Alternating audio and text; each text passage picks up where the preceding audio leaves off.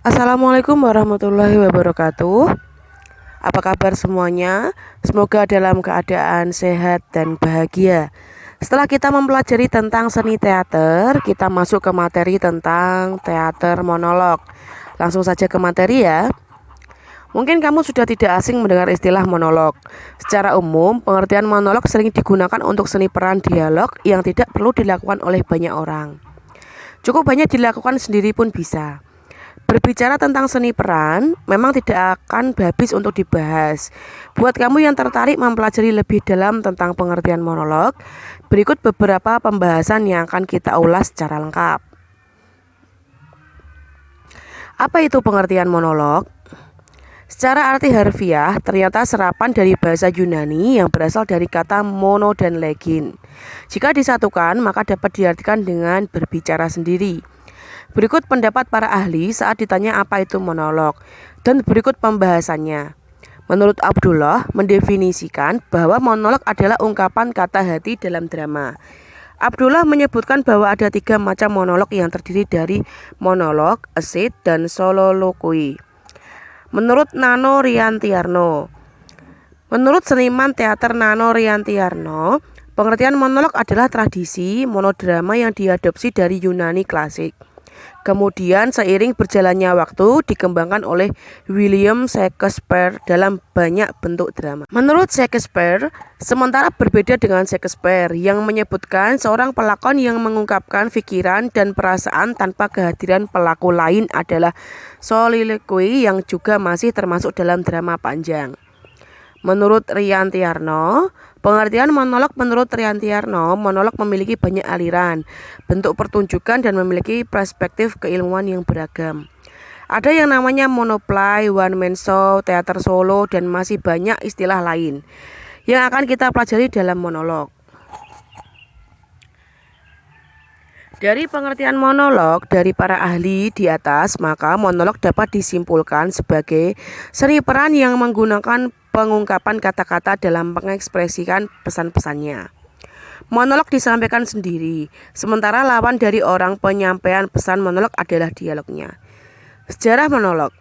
Seperti yang sudah disinggung sebelumnya, bahwasanya monolog adalah ilmu terapan yang mempelajari seni peran.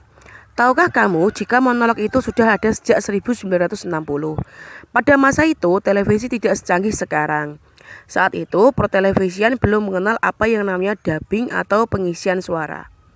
Oh iya, umumnya monolog lebih sering dipraktekkan dalam film horor dan film komedi di zaman dahulu. Program di dalam televisi belum bisa untuk drama bergerak atau pengisian suara atau dubbing. Kebanyakan hiburan di televisi masih berupa monolog. Berdasarkan pesan monolog ada banyak bentuknya.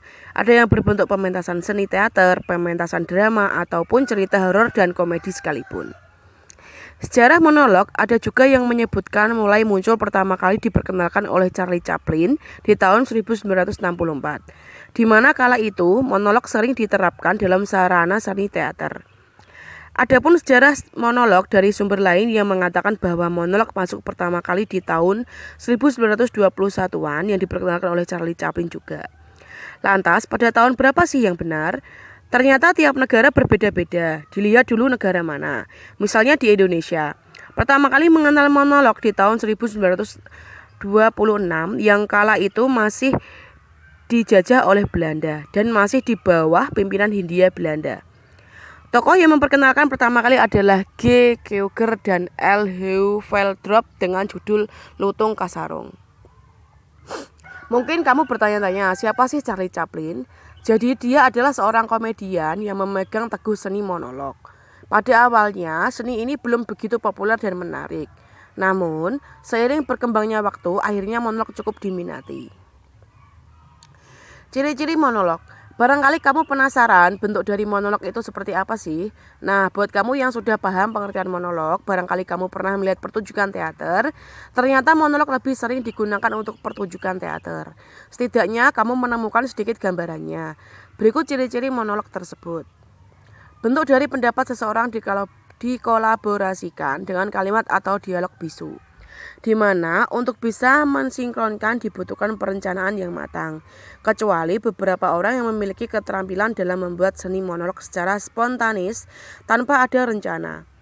Pelaku monolog hanya satu orang, tidak ada lawan atau partner orang.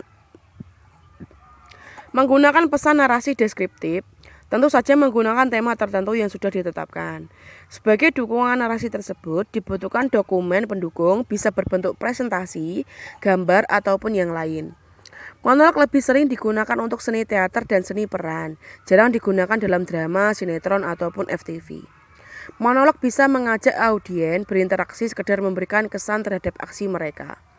Lebih tepat dan cocok digunakan dialog bisu atau dalam bahasa umumnya, pertunjukan pantomim yang hanya memadukan komunikasi lewat gerakan dan sindiran. Menjabarkan secara konsisten tetapi saling berinteraksi dengan pesan atau dengan yang lain. Itulah beberapa ciri-ciri monolog yang umum ditemukan. Dari beberapa ciri-ciri di atas tidak mengharuskan memuat semua ciri-ciri, hanya memuat satu atau dua ciri-ciri saja sudah cukup.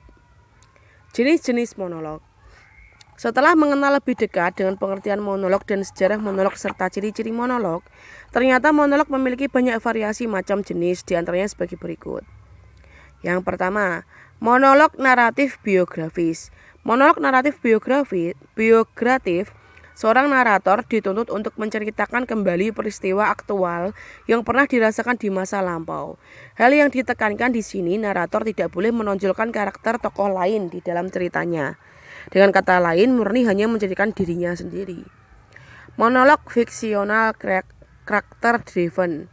Monolog fiksional karakter driven salah satu monolog yang memberikan narator kebebasan untuk menceritakan berdasarkan daya imajinatifnya.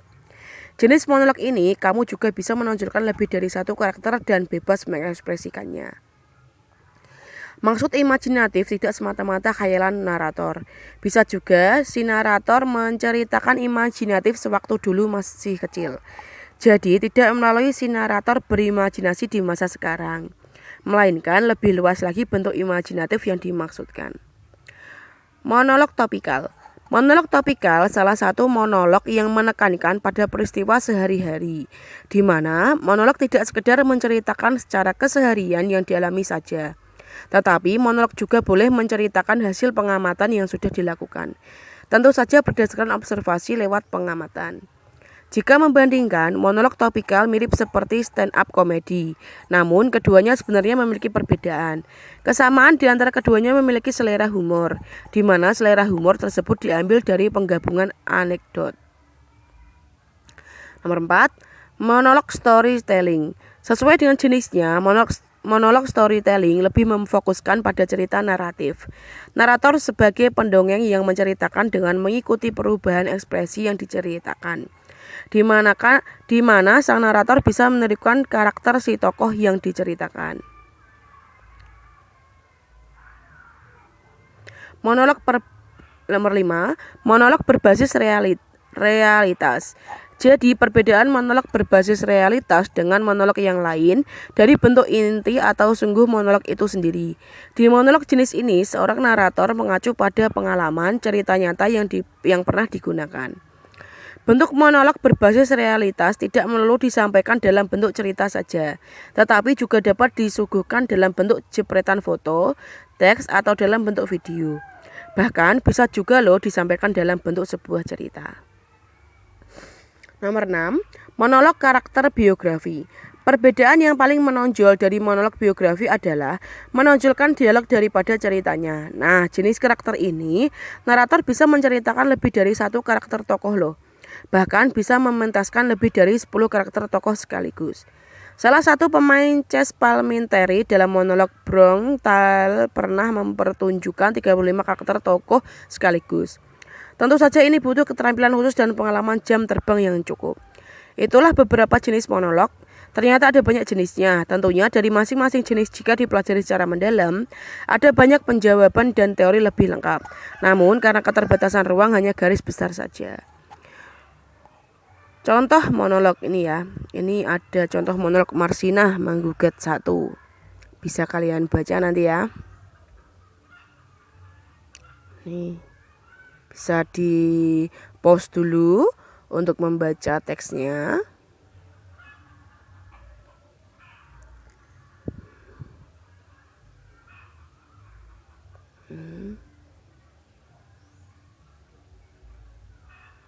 Nih.